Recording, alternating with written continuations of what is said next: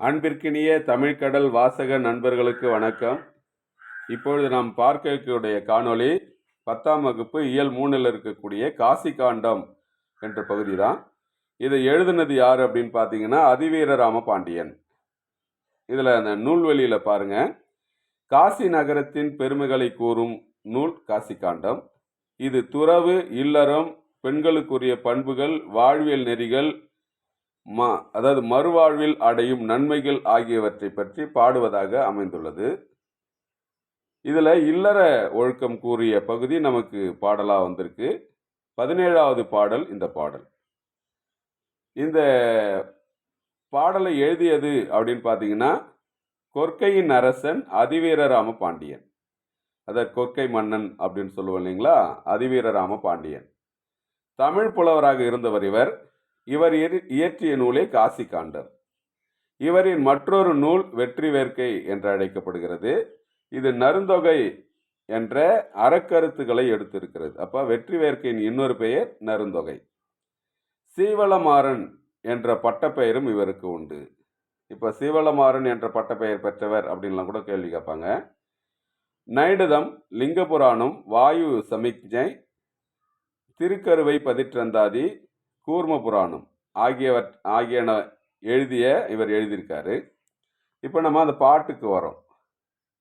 மனப்பாட பாட்டு தான் கொடுத்துருக்காங்க. அது 10வது பசங்களுக்கு. நமக்கு இது பாட்டே தான். இந்த பாடல் அடியிலிருந்து வினாக்கள் எழுப்பலாம். அதனால தான் இந்த பாடல் அடி கொடுக்குறோம். விருந்தினனாக ஒருவன் வந்து எதிரில் வியத்தல், நன்மொழி இனிது உரைத்தல், திருந்துர நோக்கல், வருக என உரைத்தல், எழுதல், முன் மகிழ்வென செப்பல், பொருந்து மற்று அவன் தன் அருகுற இருத்தல், போமெனின் பின் செல்வதாதல், பின் சென்று வழி அனுப்புதல், பரிந்து நன் முகமன் வழங்கும் 9 ஒழுக்கமும் வழிபடு பொன்பே. அதாவது 9 ஒழுக்கமும் வழிபடு பண்பே. இப்போ ஒழுக்கம் கூட வழிபடக்கூடிய பண்பு அப்படின்ற செய்தி இதில் சொல்லப்பட்டிருக்கு. இல்லற ஒழுக்கம் பற்றிய பாட்டு 17வது பாட்டு எழுதுனது அதிவீரராம பாண்டியன்.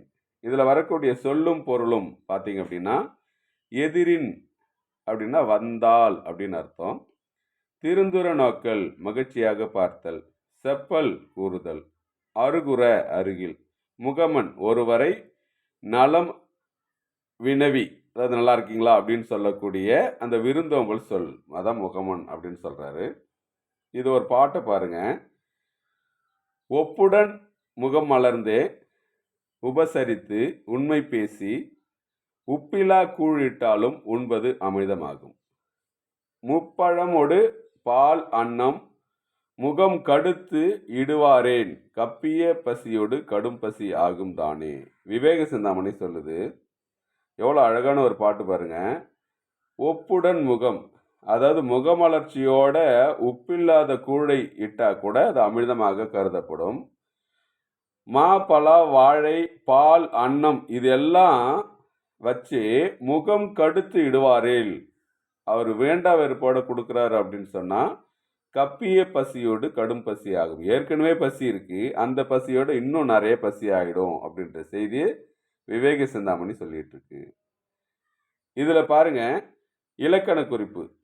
நன்மொழி அப்படின்னா பண்பு தொகை, வியத்தல், நோக்கல், எழுதல், உரைத்தல், செப்பல், இருத்தல், வழங்கல் இது எல்லாமே பார்த்தீங்கன்னா தொழிற்பெயர்ல வருது. அதே போல பகுபத உறுப்பிலக்கணம். உரைத்த, உரை என்பது பகுதி, இத்து என்பது சந்தி, இத்து இறந்த கால இடைநிலை, பெயரச்ச விகுதி. அதே மாதிரி வருக அப்படின்ற சொல் எடுத்தீங்கன்னா வா என்பது தான் பகுதி, வரு என்பது அது வா தான் வரு என மாறிடுச்சு. இது திரிந்த விகாரம். க என்பது வியங்கோல் வினைமுற்று விகுதி. பலவுள் தெரிக இதுல வரும். காசி நகரத்தின் பெருமையை கூறும் நூல் எது அப்படின்னா காசி காண்டம். முத்து குளிக்கும் கொற்கையின் அரசன், அதான் அதிவீரராம பாண்டியன். கொற்கை அரசன் சொன்ன இல்லைங்களா, அது போல சீவளமாறன் என்ற பட்டம் பெற்ற பாண்டிய மன்னன் அதிவீரராம பாண்டியன். அதே போல நைடதம், லிங்க புராணம், வாயு சமிக்ஞை, திருக்கருவை பதிற்றந்தாதி, கூர்ம புராணம் ஆகிய நூல்களை இயற்றியது யார் அப்படின்னா அதிவீரராம பாண்டியன்.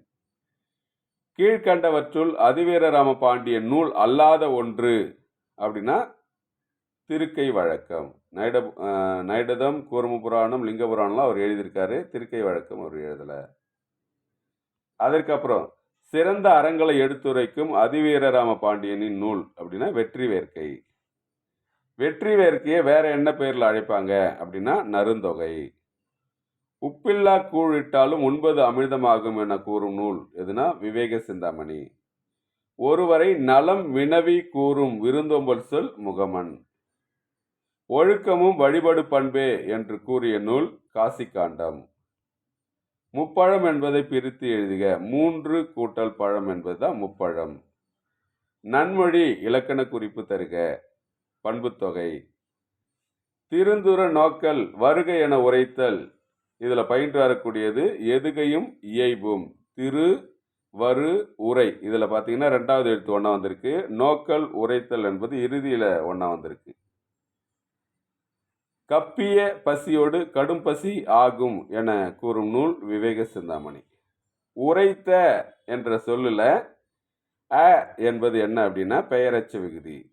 இது போல நம்ம மனப்பாடம் பண்ணாம புரிந்து படித்தோம் அப்படின்னு சொன்னா தேர்வுல வெற்றி பெறுவதற்கு வாய்ப்பாக அமையும்.